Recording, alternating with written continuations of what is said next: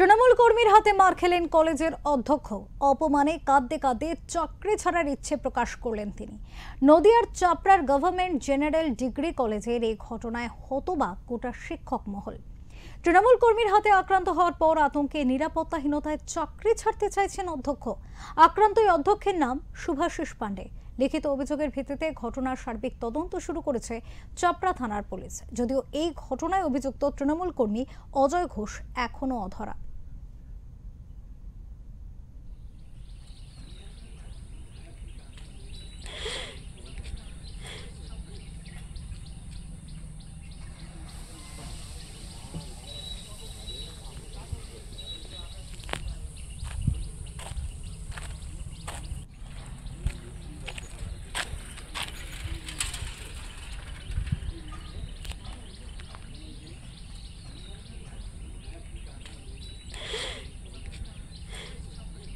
ঘটনা ঘটেছিল এখানে আমি 2021-এ 19 ফেব্রুয়ারি জয়েন করার পরে জায়গাটা দেখে আমি দেখলাম, আমি একজন বোটানিক্যাল সার্ভে ইন্ডিয়াতে রিসার্চ অফিসার থাকার পরে না সারা ভারতবর্ষে বিভিন্ন জায়গায় ঘুরেছি।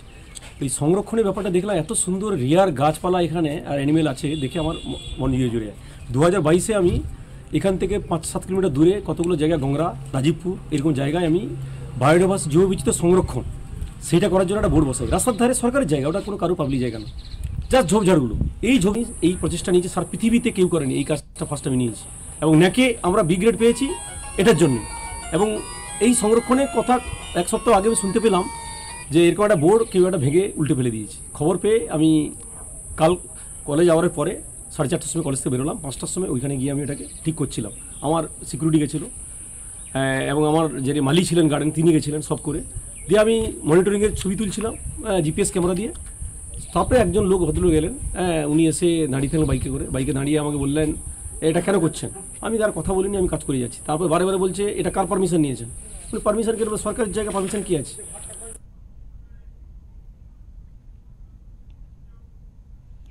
একজন সাধারণ তৃণমূল কর্মীর হাতেও আক্রান্ত হতে হচ্ছে কলেজের অধ্যক্ষকে। এমন ঘটনায় সরব হয়েছে রাজ্যের বিরোধী রাজনৈতিক দলগুলি।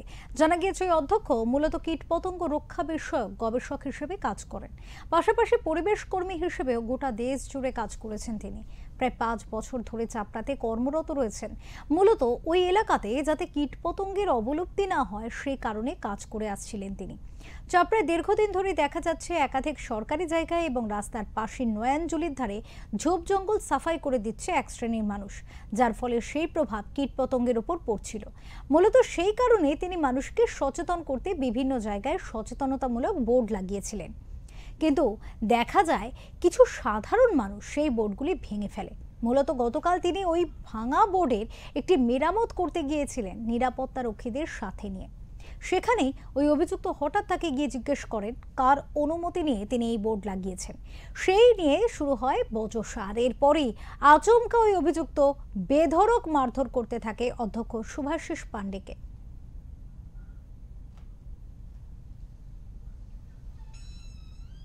তখন আমার যিনি সিকিউরিটি ছিলেন উনি প্রিন্সিপাল, সিকিরা গভর্নমেন্ট কলেজের প্রিন্সিপাল, উনি আমার প্রিন্সিপাল হয়েছে, ভীষণ স্ল্যাং ল্যাঙ্গুয়েজ, ওকে পুরো লাথি মেরে বোর্ডটাকে করে দিল, মুছে দিল। সেই বোর্ডটা এখনও সেই অবস্থায় আজ দেখাতে পারবো আপনাকে।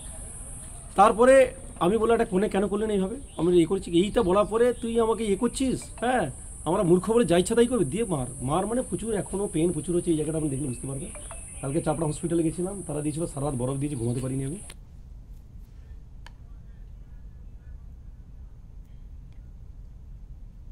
এই মুহূর্তে আমাদের সাথে রয়েছেন আমাদের প্রতিনিধি নিলয় ভট্টাচার্য। কথা বলবো নিলয়ের সাথে।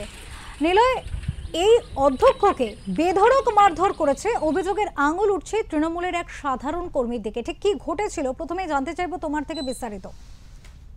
দেখো অপরূপা, প্রথমেই বলে রাখি যে এই শুভাশিস পাণ্ডে যিনি কিন্তু দীর্ঘদিন ধরে এই চাপড়ার এই কলেজে কীটপতঙ্গ রক্ষাকারী বিষয়ক অধ্যক্ষ। অর্থাৎ এখানে চাপড়া আমরা জানি যে একটা সংখ্যালঘু অধ্যুষিত এলাকা এবং স্বাভাবিকভাবেই একটা বন জঙ্গল থেকে আরম্ভ করে বিভিন্ন জায়গায় রয়েছে এবং সেখানে কিন্তু বিভিন্ন চাপড়া অঞ্চলের বিভিন্ন জায়গায়, চাপড়া ব্লকের বিভিন্ন জায়গায় কিন্তু এই কীটপতঙ্গ রক্ষার্থে কিন্তু বোর্ড লাগানো হয়েছিল, যাতে এই বন জঙ্গল স্বাভাবিকভাবে মানুষ না কাটে এবং এগুলোকে যাতে বিনষ্ট না করে, সেই জন্যই কিন্তু মানুষকে সচেতন করতেই বোর্ড লাগানো হয়েছিল।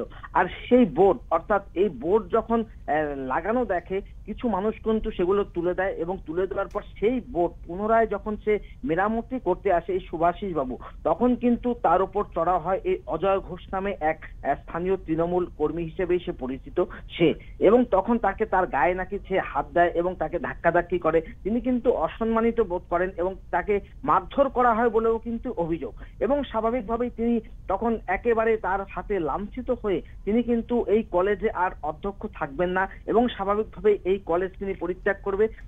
তবে যদি এই পরিস্থিতিতে তার এই কলেজ ত্যাগ না করতে হয়, তিনি এই চাকরি ছেড়ে দেওয়ারও কিন্তু হুমকি দেন। স্বাভাবিকভাবে এই মারধর খাওয়ার পর তিনি কিন্তু একেবারে কেঁদে ফেলেন যে একজন সাধারণ তৃণমূল কর্মীর হাতে তাকে এইভাবে অপদস্থ হতে হয়েছে, এইভাবে মারধর খেতে হয়েছে, সেটা কিন্তু তিনি মন থেকে মেনে নিতে পারেনি। তিনি কিন্তু সমাজের কল্যাণের জন্যই কিন্তু এই রকম বিষয়গুলো একেবারে করছে। তিনি নিজেও জানান যে আমি কিন্তু ফাঁকি দিতে পারতাম বা আমি রকম এইসব কীটপতঙ্গ বা প্রাণী নিয়ে কিন্তু আমি কালচার নাও করতে পারতাম, আমার কিন্তু কোনো ব্যাপার না যে আমি সময় মতো মায়না পেয়ে যেতাম, কিন্তু এই রকম কাজকর্মগুলো কিন্তু আমি না করতে পারতাম। কিন্তু সাধারণ মানুষের জন্য একেবারে জীব জগতের স্বার্থে কীট পতঙ্গ থেকে আরম্ভ করে সবকিছুর যাতে এই সমাজের স্বার্থে কিন্তু তিনি এই বিষয়গুলোকে নিয়ে একেবারে ভাবনা চিন্তা করেছেন। আর তারই পরিণতি হিসেবে একজন তৃণমূলের দুদেশ একজন কর্মীর হাতে এইভাবে তাকে লাঞ্ছিত হতে হবে, এইভাবে তাকে মার খেতে হবে, সেটা কিন্তু তিনি ঘুণাক্ষরেও টের পাননি। এবং স্বাভাবিকভাবেই এই ঘটনার পর কিন্তু আমরা যোগাযোগ করেছিলাম এলাকার স্থানীয় বিধায়ক তথা তৃণমূল কংগ্রেসের চেয়ারম্যান রুকবানুর রহমানের সাথে। তিনি কিন্তু একেবারে জানিয়েছেন যে সে অজয় ঘোষ অর্থাৎ এই ঘটনায় যিনি মূল অভিযুক্ত, এই অজয়ের পরিচয় সাধারণ একজন কর্মী, তার সাথে তৃণমূলের কোন রকম কোনো সম্পর্ক নেই, সে একজন সমর্থক বলেই কিন্তু জানিয়েছেন রুকবানুর রহমান। এবং তার সাথে নাকি ধাক্কাধাক্কি হয়েছে এবং এই বিষয়টি তিনি নাকি জানতে পারেনি বা বুঝতে পারেনি। এই অজয় অর্থাৎ যিনি অভিযুক্ত তিনি এই লোকটিকে চিনতে পারেননি, আর না চেনার পরিস্থিতিতেই কিন্তু তার গায়ে এরকম ভাবে হাত তুলেছে যে কেন তাকে তিনি কেন এখানে বোর্ড লাগাতে এসেছেন, তার পরিচয়, তার এই পরিচয় জানার পরেও একেবারে। কিন্তু নিলয় এখানে একটু থামাবো।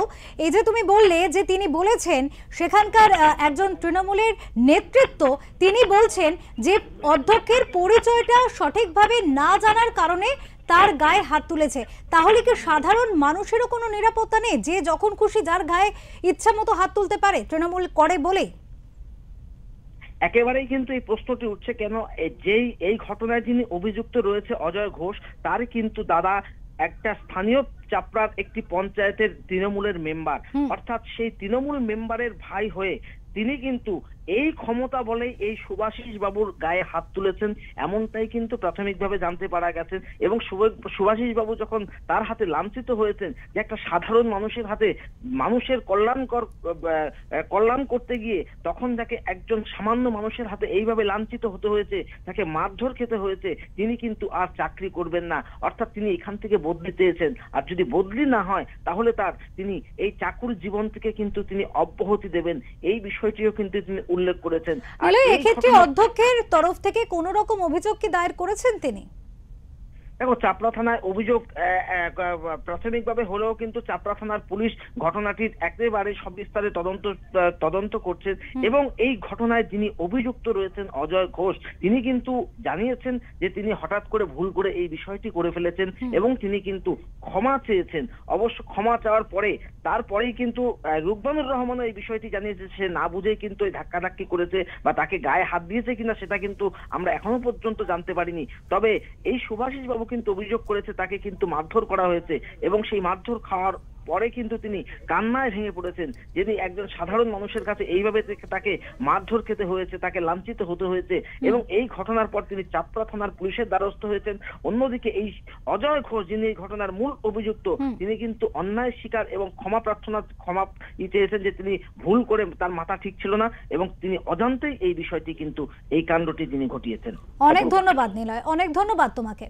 আমাদের সাথে এতক্ষণ ছিলেন আমাদের প্রতিনিধি নিলয় ভট্টাচার্য, তার থেকে আমরা বিস্তারিত জানতে পারলাম। এবং এই মুহূর্তে দাঁড়িয়ে যেটা আরও একবার দর্শকদের জানাতে চাইব যে এখানে একজন অধ্যক্ষ যিনি প্রাকৃতিক ভারসাম্য যাতে বজায় থাকে, পরিবেশ যাতে সুস্থ সুন্দর থাকে, ছোট ছোট কীট পতঙ্গ যারা এখন প্রায় অবলুপ্তির পথে তারা যাতে লুপ্তপ্রায় না হয়ে যায়, তারা যাতে বিলুপ্ত না হয়ে যায়, সে কারণে তাদের রক্ষার্থে কিন্তু তিনি এই ধরনের একটি উদ্যোগ নিয়েছিলেন। সেখানে বোর্ড লাগিয়েছিলেন, সাধারণ মানুষকে, সেখানকার গ্রামবাসীদের তারা সচেতন করতে চেয়েছিলেন, কিন্তু তাদের সচেতন করতে গিয়ে আজ অধ্যক্ষকে লাঞ্ছিত হয়েছেন তিনি একজন তৃণমূলের কর্মী বলে পরিচিত এক সাধারণ মানুষের হাতে। স্বাভাবিকভাবেই এই ধরনের লাঞ্ছনার মুখে পড়তে হবে এমনটা তিনি হয়তো স্বপ্নেও কল্পনা করতে পারেননি, যে কারণে তিনি চাকরি থেকে নিজে রিজাইন দিতে চাইছেন, এমনও সিদ্ধান্ত নিতে কিন্তু তিনি পিছপা হবেন না বলে জানিয়েছেন। কাজে এই নিয়ে একেবারে অনেক রকম প্রশ্ন উঠছে, যদিও অভিযুক্ত ইতিমধ্যে কিন্তু ক্ষমা প্রার্থনা করেছে এবং সে জানিয়েছে অনিচ্ছাকৃত এই ভুলের জন্য সে ক্ষমা প্রার্থী।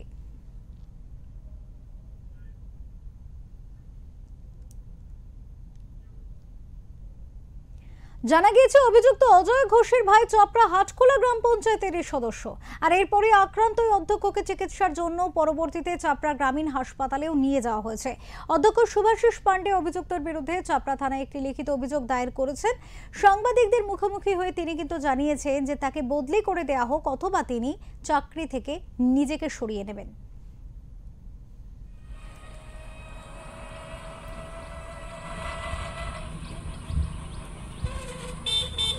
কান্নাকাটি করছি, কান্নাকাটির ছবি আছে। হ্যাঁ, আমাকে মুক্তি দেন, আমাকে মুক্তি দেন।